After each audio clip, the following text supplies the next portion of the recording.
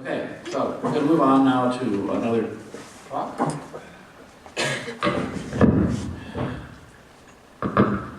So this was the title I was given to work with, and it's a little bit of a daunting task. Ryan, do you want to go ahead and hit the lights and see this a little bit better? And planning for uncertainty in a changing world. Well, you know, that's such a general topic. I mean, it's always the roll of the dice every day that you get up and get out of bed. And there's always risk. No, it's the first two buttons. Hold them down.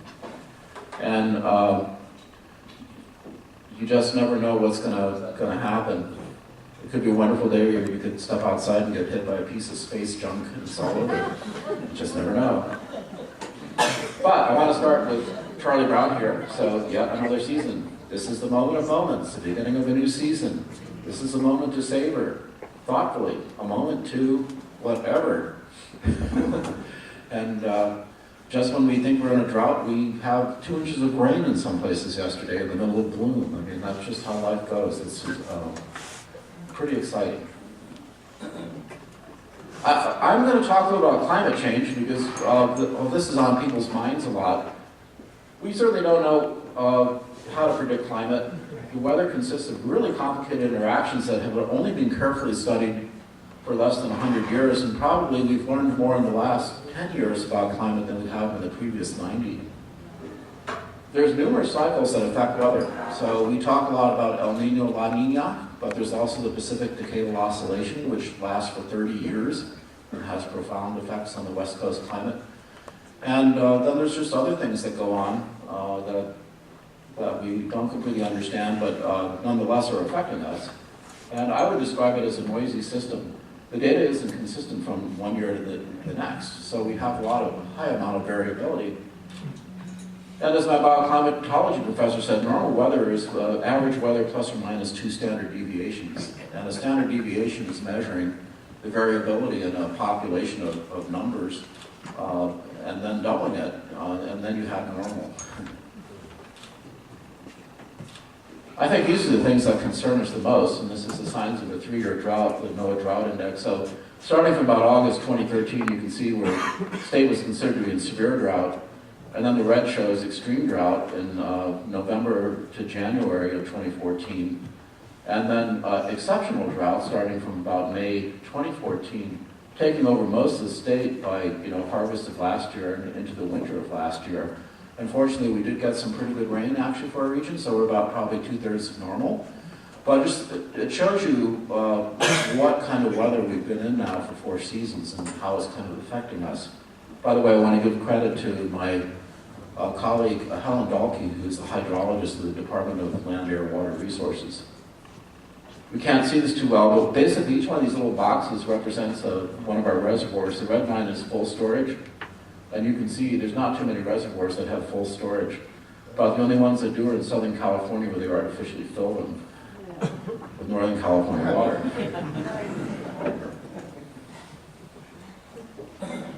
So how do we get here? Let's talk a little bit about the California water budget. Let's take the picture from outer space. So precipitation in California in a normal season, quote unquote, would be about 200 million acre feet. So that's enough water to cover 200 million acres with 1 foot of water. Evapotranspiration takes off about 125 million acre feet, and this is by all the forests and everything else and evaporation that takes place. And the runoff that actually comes out of that ends up being about 75 million acre feet. This is kind of what our more or less normal years would look something like this in terms of curves, and this would be kind of an exceptional year. And this would be a really bad year, like 1976, and then this would be probably 2014, look like that. So when we get these big peaks, that's when you get runoff, and that's what we need to fill our reservoirs. So when we look at a year like last year, there's no runoff. So we essentially, we're flatlining it because we just don't really have a heck of a lot of flow going on. There's enough water to fill the soil and basically recharge maybe the upper 3 or 4 feet of the soil, but there's no runoff going on, which is bad news for us. California has basically 3 storage systems that we put water into that we've relied on for years. One is snow, and the second one is the reservoirs that intercept that snow as it melts and then distribute it. And the third is groundwater, and that's our mix. That's what we got to work with, especially for agriculture, since we're big volume water users. About 40% of the water that falls and is managed is used for environmental issues, whether it's fish or trying to maintain saltwater gradients from places like the Bay Area and Monterey Bay to keep groundwater from getting too salty, and other fish and wildlife purposes. And then the 60% that's left, about 10% goes to urban use and the rest goes to agriculture. So what happened last year, we have no snow, okay? So we had 5% of normal snowpack for the year. Consequently, we have no rivers or reservoirs to fill from that snowpack. And this is pretty close to home. I mean, in the interior part of Mendocino County, we have snow in the Olive Valley Wilderness that falls on Mount Sanhedrin and Mount Anthony and Snow Mountain. And it melts and it goes down through the Pillsbury into the Eel River drainage, which in turn generates power, which irrigates Powder Valley, and it leaves Powder Valley and gets into Lake Mendocino. So even though Lake Mendocino is supposed to be a flood prevention kind of lake, reality is that there's not really much watershed behind it, and if we didn't have the Powder Valley project filling it with water, there wouldn't be much in Lake Mendocino. The flood protection part of it is kind of really not that great, and it's really not that big a watershed. And if we didn't have diverted Eel River water, we wouldn't have much in Lake Mendocino. So, when we think about other ways that we could recharge water, there's another very large storage vessel that we're not utilizing much at the moment. It would be the groundwater. And so, essentially, beneath the soil in places where we have the right kind of alluvium and the right kind of storage, we can put water into it. And right now, this is what we're relying on to make up the difference. In Mendocino County, we don't have really great aquifers except for a little bit in places like Covelo and Ukiah Valley, where the valleys are big enough and there's enough alluvium. But we get over here in Boonville, and if you have a 20-gallon-a-minute well in Boonville, that's a gusher. I mean, we just really don't have the kind of geology that stores water. But in other places, they do. The problem is it's being overdrafted seriously. So we get down to the southern San Joaquin Valley.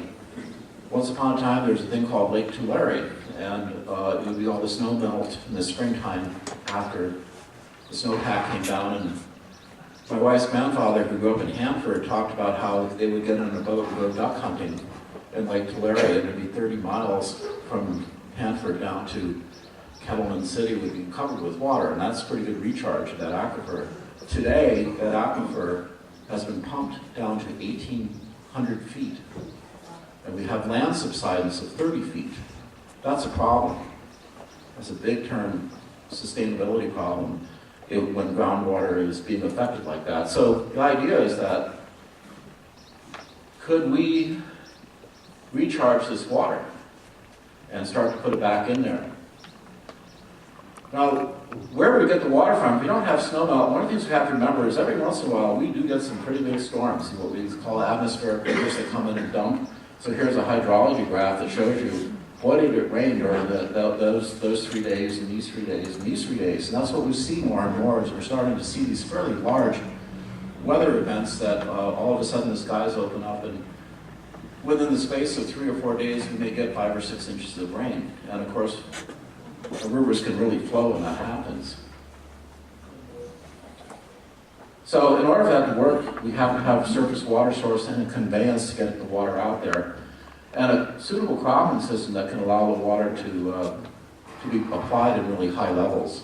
And this is mostly going to, of course, be happening in the wintertime. And it has to be a clean recharge and effective retention. What we mean by clean is that we can't be putting polluted water into the ground. So this is technology we don't really have. So there's a pretty big research program going on right now in 2 locations to try to recharge groundwater, one in Scott Valley in Siskiyou County and another one near Butte County. And one of the biggest things right now that we're dealing with is kind of legal constraints. There's really no permitting process right now. There's no water right for recharging aquifers in this style of taking water out of a major river and sending it across the field in the winter. So what would this look like? We call this water banking. And of course, this is just rice growing. And the thing about rice growing is, yeah, we do flood a lot of area. It's done during the growing season usually, or in the winter. But these are not permeable soils. Typically, they've been puddled, as we say, so that they won't drain. So what we're talking about doing instead would be to take something like an alfalfa field and use it, because it is fairly clean. There's not a lot of soluble nutrients in it. And it has good permeability, because by definition, we don't grow alfalfa unless they're well-drained soils. And we could be flooding these in the winter, and that's kind of the idea, is that, okay, if we don't have a snowpack, but we still have high flow, we can divert water. Building new reservoirs is really, really expensive. This is a much more cost-effective way to go, but we're just not quite set up for it yet, and we have to spend some time in thinking about infrastructure to make this work. So that's the whole principle, rain and flooding. Can we capture some of this? If our rain events are going to be more intense, are we going to be able to take advantage of it? So if we look at Mendocino County, what we see is that usually between December and February in Northern California is our wettest period. And we have floods when we get 3 inches of rain in one day on top of saturated soils. You can count like clockwork. The Russian River will come flooding up, as will the Navarro. And the water comes up and goes down quickly in the upper watershed and slower in the lower areas. So both the Russian River and Navarro are very prone to flooding. So this is my backyard, and this is a nice kind of winter day. And this is what it looks like when it rains 7 inches in 24 hours. So a couple advantages of this: there was no gophers that year. That's about the only advantage I can think of. Okay, so there's another way of looking at this, and this is where I think we all feel a little frustrated, like we can't do anything. And then you hear things like Congress is actually trying to defund NOAA and NASA from doing any kind of weather monitoring that is looking at ocean currents, because they don't want us to think about global warming. It just boggles the mind, and it makes you very frustrated. And what I want to do is I want to help empower you a little bit to make some changes, because you can. You're not helpless. You don't have to sit as a bystander and watch all this massive change without addressing it in some significant way as farmers. So I'm glad to see Carol Mandel here, because she's a partner with the RCDs and UC Cooperative Extension. And we're putting forth what we call the Mendocino Soil Health Initiative. That's fairly simple. We're just asking growers to do a few things.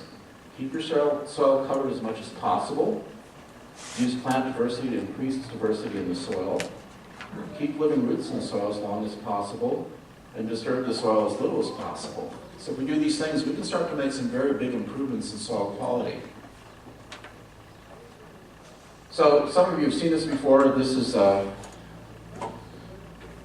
basically what's happened is that we can see here's carbon dioxide in the atmosphere, and it's been going up pretty steadily for the last 100 years. About 1850s when we started burning coal, so that's when CO2 emissions went up. And unless you're funded by an oil company or you work for Fox News, you probably believe this, because the science is extremely compelling. And I've really not seen any science that said, no, this isn't true. I've not seen anything among educated people who deal with this problem who feel that this isn't true. You're welcome to believe what you want, but at least with the guys I hang with, this is what we believe. Okay, well, important thing, the loss of carbon from soil by tillage is about 30% of the carbon dioxide that's generated. So our intensive tillage has really caused a lot of loss of carbon that went up into the atmosphere. And the important thing to remember is the soil can hold at least 5 times as much carbon as the atmosphere can. So the soil is a natural sink for carbon. If we manage it right, we can really make some changes and address global warming in a significant way through what we call carbon sequestration. So building soil carbon is not that difficult. We can do it two ways, compost and cover crops. Very, very old-fashioned way of addressing soil health, but still very relevant today. And very feasible for us to do. In fact, probably a lot of people are already doing it.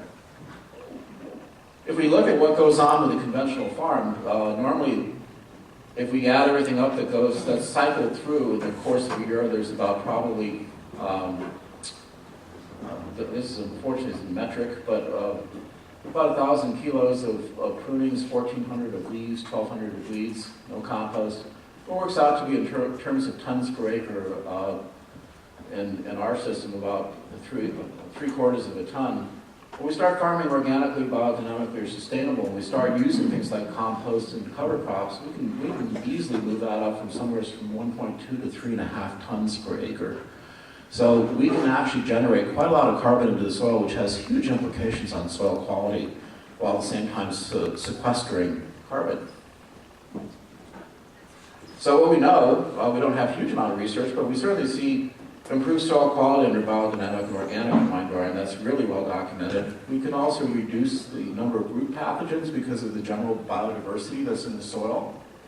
Vineyard root health and tolerance of phylloxera goes up. But more important than that, the soil can absorb water quickly and hold on to it. We really improve infiltration tremendously when we start building soils with organic matter, because the soil aggregates. The surface area of carbon compared to clay is huger.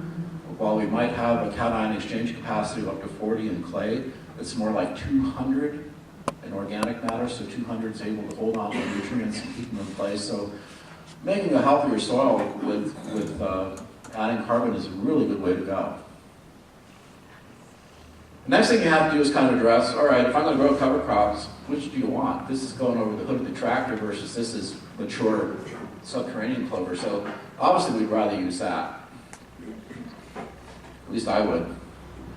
And we tend to lean on the self-reseeding cover crops, at least I do. So crimson clover, very kind of eye candy sort of crop, but it's nice to put it in there because you know it's there and your crop has succeeded when you've seeded it.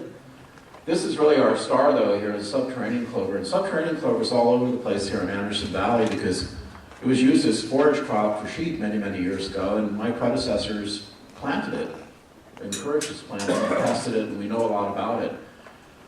Burmatic and the rest of the state does very much the same sort of thing. And what we like about Burmatic is it doesn't take very much water to get it going. With 7-inch rainfall, we can get a crop of Burmatic, and it grows in more alkaline places than we have in Mendocino County. And then experimental things I've worked with, like the Lanza clover, also seems to do quite well here. Rose clover is an old standby, and then if you really want to make a lot of nitrogen, if you feel like you're nitrogen deficient, Berseem clover is amazing because it can make up to 300 pounds of nitrogen per acre. Okay, so if you're feeling like your vineyard's a little low on nitrogen, you really want to pump it up, here it is.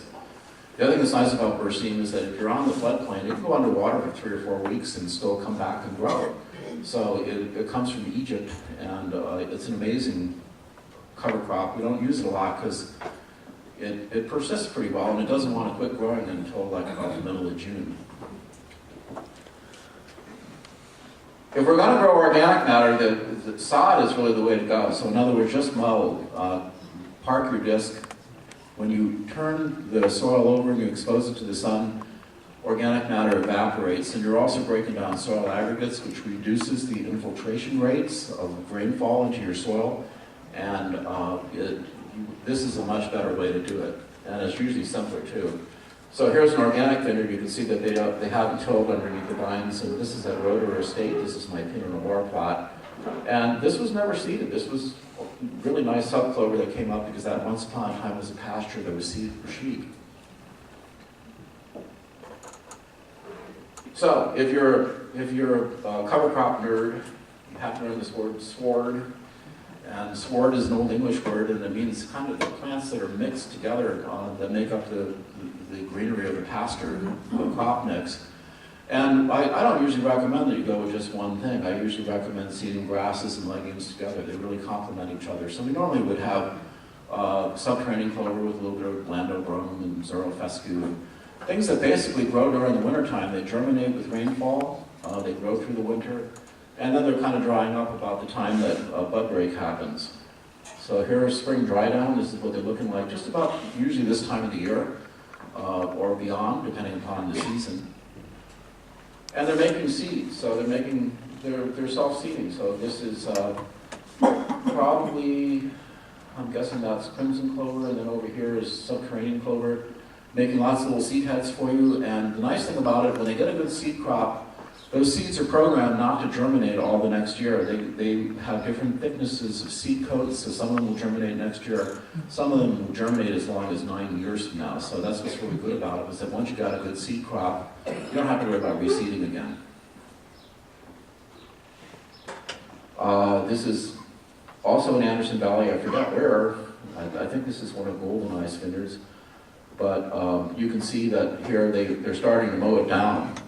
And by summertime, this is what it looks like. So for all the clean freaks out there, they may not like this. So when the Napa Valley guys see this, they go, "Oh my God, that looks terrible." But we're in Mendocino County, and we're not really into shaving our faces all the time or our legs. I mean, that's not a big deal. So sort of with our vineyards too, if we have a few weeds here and there, it's not a big deal. We can have. To me, that looks great. And the most important thing is if it does decide to rain 2 inches in May, and it rains on top of this, the water goes down into the soil.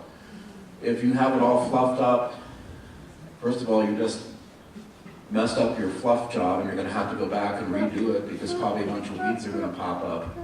And instead, we'll store water with this kind of a system. This was just a study I did to look to see how things persist. So I planted these in 2004, and then I was taking a look at what recovered. So we could see in the beginning, all the clovers came up. This is the bright green one is 2004. And in fact, this was the percent cover. Some of those other clovers took up almost 80% of the plot in 2004, whereas the subterranean was a little bit under 70. And it didn't look as good, but when we came back and looked at it, 3 seasons later, we found that the subterranean clover was increasing.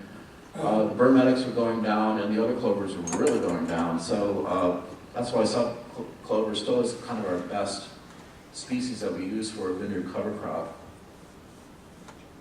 We also did some leaf water potential measurements, because another thing that a lot of people say is that if you really want to conserve moisture, that you should disc it. And I semi-believe that.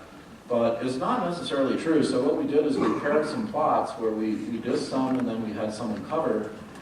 And we pressure bombed the plants to look at the leaf water potential inside to see what was happening. Were the vines getting stressed by having a cover crop or no?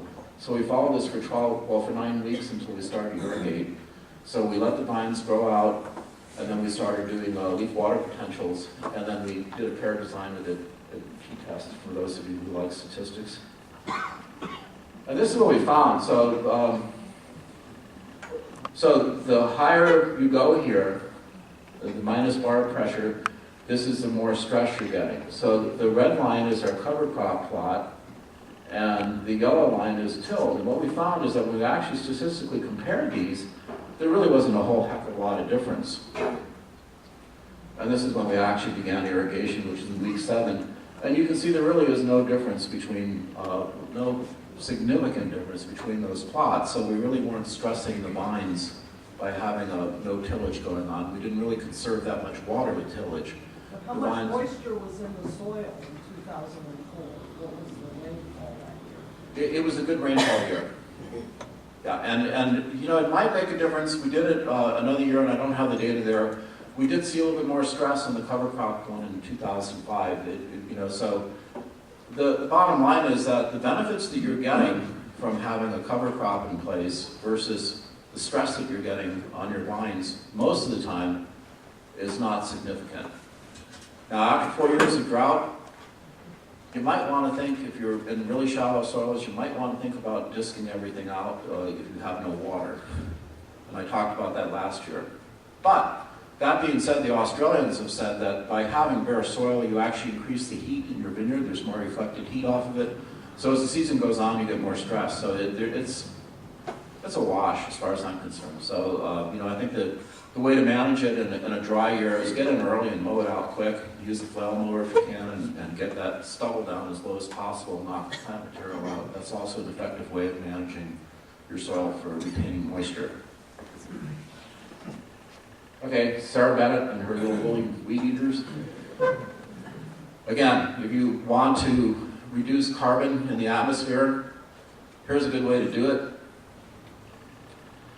You need electric fences, but this is over in Lake County, and there's been no under-the-vine sprays. It's been just strictly sheep. And this used to be a vineyard that was plagued with star thistle, and sheep like to eat star thistle. So instead of having star thistle all over the place, they brought in sheep, and the sheep grazed it out. They were using intensive grazing techniques. So some things you need if you're going to do this. You need a big white dog that barks all night and keeps coyotes away.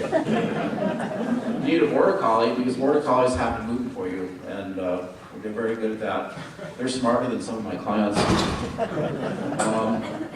I used to own one. I gave up on border collies because it's smarter than me. He was really good at figuring things out, like opening the refrigerator, and I couldn't keep him inside of a pen.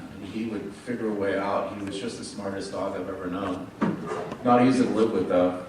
You're probably going to have some kind of a weapon to shoot predators because everybody loves lamb out there, including all the predators. And for the lambs that don't agree, it's a good idea to have a barbecue handy for the outline ones that don't want to follow the border collies out orders. This was kind of interesting, is leaf pulling by sheep. So sheep can be trained to pull leaves for you. And they do it on the shady side of the plant. Whoops. This is a little bit too much, in my opinion, but when I showed this up in Oregon to the Oregon growers, they're very excited. They said, that's what we want. Yeah. And when I told them that sheep did it and that it cost the grower about $100 an acre to have the sheep do it, they were really excited and they wanted to know where to get some sheep. And here's the sheep. I don't know if you can see them, but they tend to stay on this because they've got these woolly jackets on. They tend to stay kind of in the shade. So you can get them to pull on the shady side of the plant. But this is really high intensive management to be able to do this. However, what we found is that working with sheep, the couple benefits from it, if you just winter graze intensively, you probably can cut down 2 passes of mowing and 2 passes of undervine cultivation. And you're also cycling your cover crop through in a more available fertilizer. And then if you keep them around and you leaf pull them using your border collie and a shepherd, the animals gain a lot of weight on grape leaves. So there's a lot of benefits to this, but it's complicated. I don't recommend that you do this as a vineyardist. You're putting up in your hands, but there are people who will do this for you customly for money. So you can make an arrangement with them if this is something you're interested in. Well, that's all I have to say this morning. So I want to leave you with a message that basically, yeah, there's a lot of stuff going on out there that isn't quite what we want, but kind of go back to the basics and don't forget about taking care of business, particularly the flora of your vineyard and the soil underneath it. It's really what makes the difference in terms of having a good place to grow grapes or not. And we don't spend a lot of time thinking about soil unless you're a soil nerd. And like Carol and me. But there are a lot of things you can do to enhance the growth of your vines in terms of their health, in terms of water storage, in terms of addressing a serious issue, which is carbon dioxide accumulating in the atmosphere. And with, I'm expecting to see some changes in some of our policies here in California about carbon sequestration credits. There probably won't be a lot, but they certainly will probably cover some of the practices that will make a difference. So that's all I have for you this morning. Thank you very much.